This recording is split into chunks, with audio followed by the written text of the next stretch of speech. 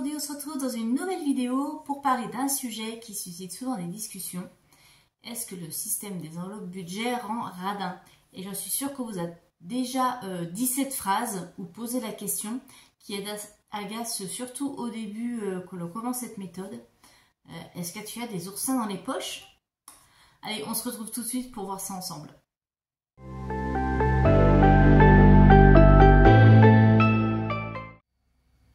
Alors quand on parle d'économie, c'est parfois difficile de ne pas se sentir radin, surtout au début. On a l'impression de passer pour un radin, il y a aussi le regard des autres et il se peut des fois qu'au fil du temps ou parfois, je ne sais pas pourquoi, on se pose la question de dire mince, est-ce que je ne serais pas en train de tomber dans la radinerie? En fait, le système des enveloppes budget, ça permet vraiment d'avoir une approche équilibrée qui permet vraiment de gérer son budget, mais de pouvoir aussi mettre de l'argent de côté tout en profitant de la vie et en se faisant plaisir. Donc après, voilà, il faut trouver le juste équilibre. Déjà, pour ceux qui ne connaissent pas, qu'est-ce que c'est que le système des enveloppes budget? Alors c'est un système de gestion financière qui vous fait catégoriser vos dépenses. Donc vous allez avoir des catégories pour les courses, le carburant, les loisirs, le shopping, le coiffeur, enfin voilà, toutes les choses de votre vie quotidienne. Hein, ça varie vraiment d'une personne à une autre, d'une famille à une autre. Et puis en fait, une fois que la catégorie est vide, eh bien, on ne dépense plus et on attend le mois prochain pour pouvoir à nouveau dépenser dans cette catégorie.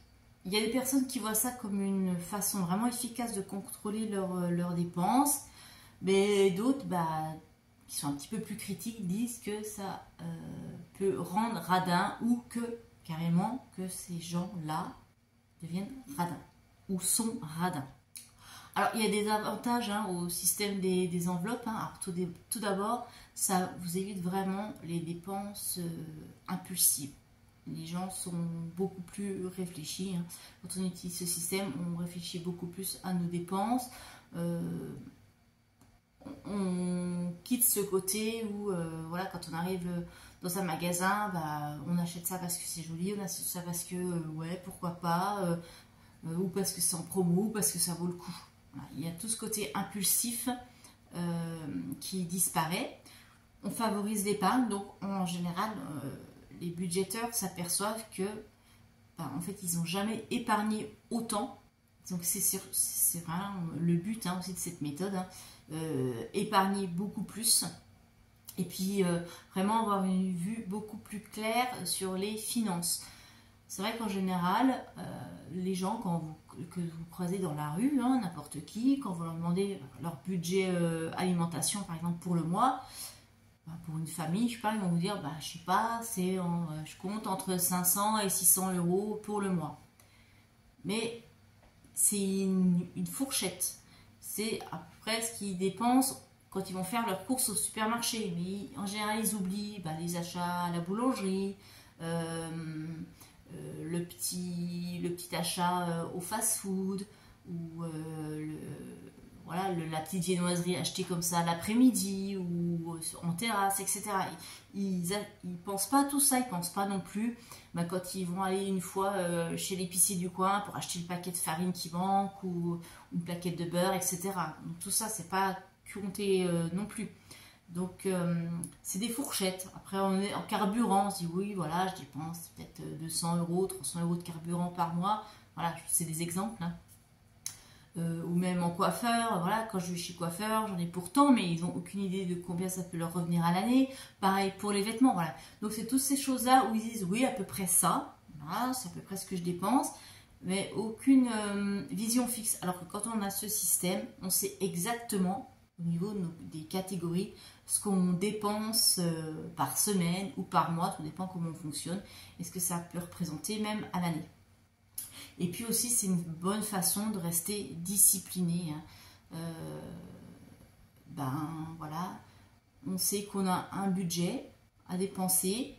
On ne va pas voilà, si on a par exemple, je ne sais pas, 300 € de budget course pour le mois, et ben c'est 300 €, c'est pas 500. Donc on est beaucoup plus discipliné, on fait beaucoup plus attention à nos dépenses, c'est beaucoup plus réfléchi, on se pose 2 ou 3 fois la question avant d'acheter quelque chose, est-ce que j'en ai réellement besoin ou est-ce que c'est un coup de cœur parce que j'ai envie de craquer, voilà, est-ce que effectivement j'ai vraiment besoin de cette 3e paire de bottes alors que j'en ai déjà 2 et que je les mets pas non plus tous les jours, est-ce que j'ai réellement besoin d'acheter ce gadget pour la cuisine, ouais c'est super pratique, c'est super sympa, mais je sais que je vais l'utiliser 3 ou 4 fois et après il va rester dormir au fond du placard comme les autres gadgets que j'ai achetés avant, ou quand on va dans les réunions, voilà, où on nous vend des choses, on achète pour faire plaisir à la copine qui nous a invités, mais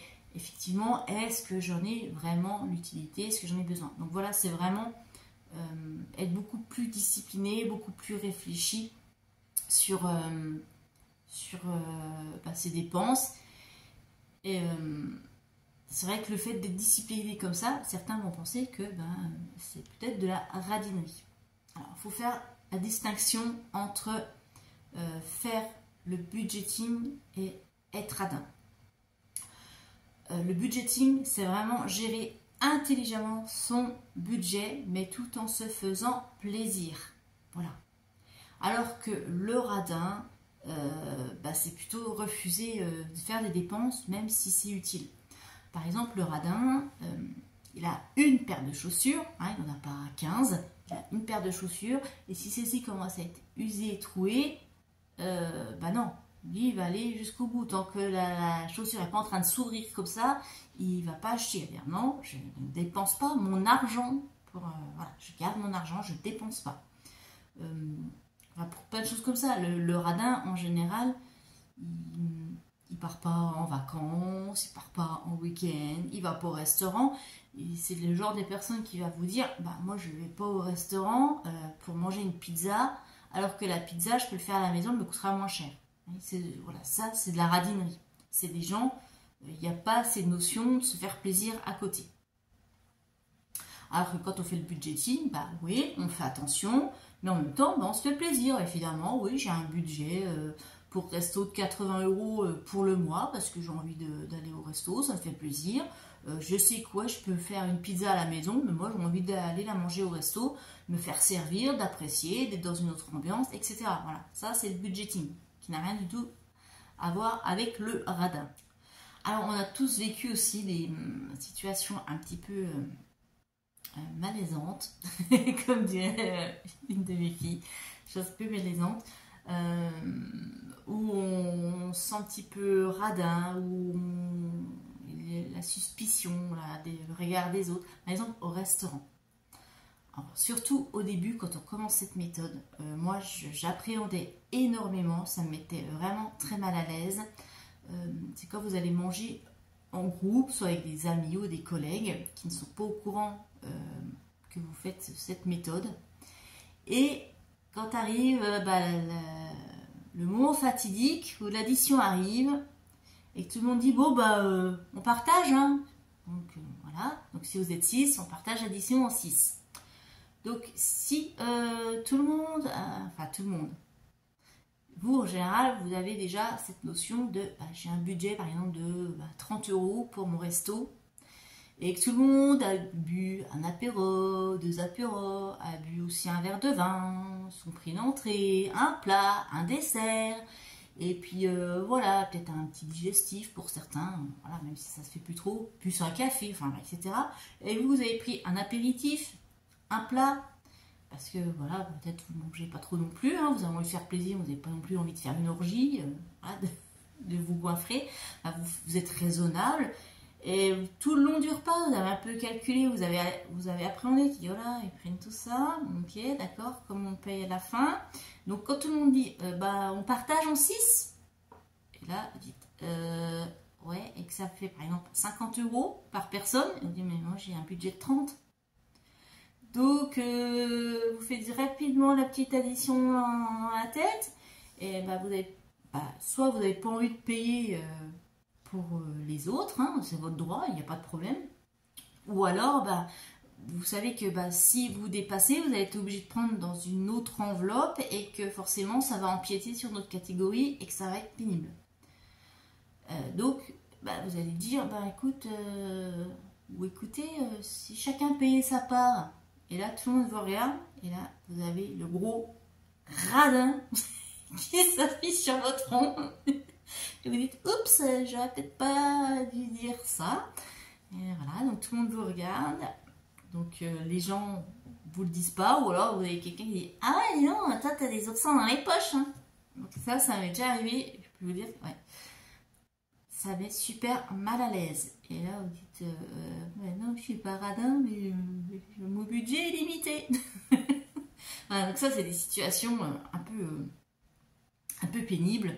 Ou alors aussi, quand vous avez un budget sorti, qu'on arrive plutôt en fin de mois et que vous avez déjà vidé votre catégorie sortie, vous n'avez plus rien dedans, et que voilà, une sortie à l'improviste pas prévue, on dit, allez, ce soir ou ce week-end, on a une sortie prévue, tu viens avec nous? Et donc là, on dit, ah bah non, j'ai déjà quelque chose de prévu, ou non, je suis fatiguée, je vais me reposer, parce que vous n'avez pas envie de dire que vous n'avez plus rien, parce que vous n'avez pas envie voilà, soit avoir des critiques, des remarques, ou avoir le mot, la radine, quoi, ou radin.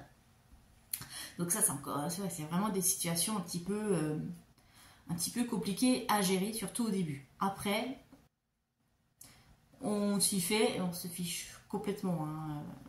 Que les gens puissent se dire t'es radin ou t'as des oursins dans les poches, voilà, on s'en moque complètement.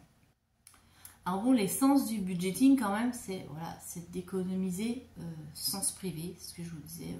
On s'alloue des catégories, on se fait plaisir, mais on ne se prive pas.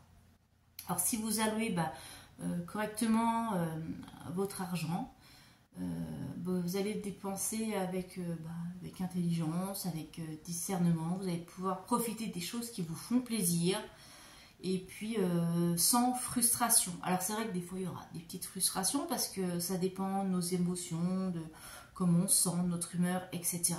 Mais en général, voilà, on sait qu'on peut mettre de côté, qu'on peut se faire plaisir et que tout roule, il n'y a pas de problème. Et que voilà, vous allez pouvoir atteindre vos objectifs, vos épargnes, si vous voulez épargner pour vos vacances, vous allez voir petit à petit au fil des mois votre enveloppe qui grossit, mais tout en continuant à faire vos sorties resto ou aller faire du shopping ou l'esthéticienne, le coiffeur, que sais-je, ce qui vous fait plaisir. Voilà. Il n'y a vraiment pas de sentiment de frustration. À part de temps en temps, mais ce qui est normal, on est tous passés par là. Donc vraiment, ça vous permet vraiment de profiter de la vie quand même. Alors je vais vous donner quelques conseils quand même pour avoir un budget équilibré. Alors pensez à allouer une partie de vos revenus à vos loisirs, à vos sorties. Ne dites pas je ne sors plus. Sauf si vous êtes dans une situation financière vraiment très très très difficile et que il faille en sortir assez vite. Donc, je pense si notamment vous êtes en gros découvert, qu'on vous a retiré votre carte, votre chéquier et qu'on vous menace d'être en Banque de France.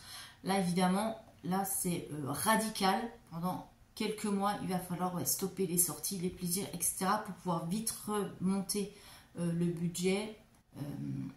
Voilà, arrêtez ce découvert et montrez à votre conseiller bancaire que vous faites des efforts et vous voulez vous en sortir. Mais bon, voilà, si dans un fonctionnement normal, voilà, il faut mettre une partie de ses revenus pour ses loisirs et puis faites des objectifs financiers réalistes. Si vous avez l'habitude de dépenser 500 € de courses pour la famille, je parle du budget alimentaire, ne dites pas non, je diminue le moitié et je passe à 200 parce que vous n'y arriverez jamais. Voilà. Donc vous restez à vos enveloppes de départ et vous faites attention, vous faites vos menus, etc. Vous faites les choses intelligemment et vous adaptez en fonction. Si vous voyez que en fait sur les 500 que vous allouez depuis 3 mois, vous n'utilisez que 400, et les mois suivants, vous descendez le budget à 400. Voilà, et ça vous permet de mettre 100 dans autre chose. Et vraiment vous adaptez, mais il faut rester réaliste. Il faut vraiment, faut pas être trop dur avec soi au début. Et puis voilà, il faut aussi pas hésiter à revoir puis à adapter ces catégories au fil des mois. Comme je le dis souvent, hein, le budget du mois de janvier n'est pas le même que celui du mois de mars, celui du mois de juillet ou que celui du mois d'octobre ou encore moins celui du mois de décembre. Il faut vraiment adapter en fonction des revenus, des dépenses prévues, de votre humeur aussi. Il y a peut-être des moments où vous avez, si vous sentez que vous avez un mois difficile, où vous avez envie de craquer, et bien vous dites, ok, là je craque pas, mais au mois de mars, eh bien, je vais me faire un peu plus plaisir dans cette catégorie-là, mais au moins ce sera budgétisé, ça sera prévu, je tiens le coup encore 15 jours, 3 semaines, et après vous pourrez vraiment me faire plaisir. Donc vous adaptez en fonction voilà, de vos envies, ou en fonction aussi des saisons. Par exemple, moi qui fais beaucoup de randonnées dès qu'il arrive les beaux jours, eh bien, je ne vais pas avoir le même budget pour mon enveloppe loisir. L'enveloppe loisir va être plus importante dans ces moments-là parce que je sais que je vais m'arrêter pour boire quelque chose en terrasse ou manger une petite part de tarte ou de gâteau, etc. Donc vraiment, j'adapte en fonction. Et puis par exemple, mon budget de course, quand ma fille est en vacances chez son papa, il est moins important parce que je suis toute seule du coup, et ça va me permettre de pouvoir épargner, de mettre un peu plus dans dans mes épargnes ou dans d'autres catégories. Voilà, donc vous vraiment adaptez votre budget, il ne faut vraiment pas qu'il soit figé. Vous ne pouvez pas vous dire de janvier à décembre, c'est toujours les mêmes catégories, toujours les mêmes enveloppes, toujours les mêmes épargnes. Parce que forcément, à un moment, il y aura de la frustration et vous ne pourrez pas l'atteindre. Voilà. Et même, c'est là que peut-être vous risquez de basculer dans la radinerie, c'est de dire non, dire c'est comme ça et c'est pas autrement. Et puis, ce qui est important aussi, c'est de communiquer avec votre entourage, vos amis, votre famille. Expliquez-leur que expliquez-leur que maintenant, vous faites attention à votre budget pour justement pas être à découvert et puis pouvoir vous faire plaisir sans culpabiliser, que vous avez des projets de vacances, des projets immobiliers, peu importe. Voilà. Vous leur expliquez les choses, vous leur dites c'est pas que je deviens radin ou radine, c'est juste que je veux gérer mon argent beaucoup plus intelligemment pour être moins stressé, pour avoir une charge mentale en moins. Et puis même, ça peut arriver aussi que votre budget n'est plus le même si vous avez changé de situation professionnelle ou que vous avez subi une séparation, etc. Vous leur expliquez simplement votre train de vie n'est plus le même et que vous devez vous adapter et puis voilà, que ça ne vous empêche pas de faire des sorties avec eux, mais vous ne le faites plus de la même façon financièrement, c'est tout. Voilà, vous communiquez. Et vos vrais amis vont comprendre et vous soutenir, et même certains vont vous poser la question, vont vous dire ah bon, c'est quoi, moi j'ai eu ça dans mon entourage, hein. Au début on me dit c'est quoi ce portefeuille avec ces enveloppes, pourquoi tu as des enveloppes, c'est quoi? Je leur ai montré, ils me disent ah ouais, ok. Donc au début ils m'ont regardé un peu bizarre, dire ok, alors, elle est complètement ma boule là de compter, c'est lamentable d'en arriver là. Et après, quand il me disait, oh là, je suis le 15 du mois, j'ai déjà plus rien sur le compte, vivement le salaire, parce que là, je suis en train de tomber dans le rouge. Il me disait, toi, t'en penses quoi? Non, non, moi, ça va. Moi, je suis tranquille, je suis pas dans le rouge, j'attends pas avec hâte mon salaire, enfin, si, plutôt avec hâte, parce que voilà, pour retirer mes petits sous-sous et faire ma partie de Monopoly.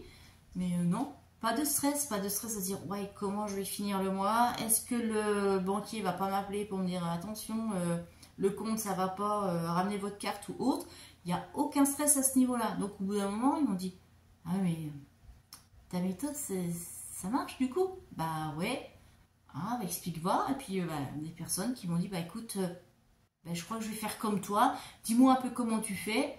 Et puis voilà, certains ont commencé et ils sont super contents. Donc c'est pour ça que c'est super important de communiquer. Voilà. Et si vous communiquez, vous n'aurez pas cette étiquette de radin. Alors donc en conclusion, le système des enveloppes budget, c'est pas être radin. c'est juste être intelligent avec son argent. C'est un moyen de libérer votre vie financière, de prendre des décisions éclairées et de construire son avenir financier solidement. Il y a Senko qui me distrait. Voilà, vous dites-moi ce que vous en pensez. N'hésitez pas à mettre dans les commentaires si vous avez déjà eu cette étiquette de radin ou des oursins dans les poches. Ce que vous répondez aux gens qui vous disent ça. Et si vous avez aimé la vidéo, n'oubliez pas de mettre un petit like, de partager ou alors même de vous abonner, ça sera encore mieux. Et puis pour aller plus loin, je vous invite à regarder ma vidéo comment faire des économies sur son budget course. À tout de suite.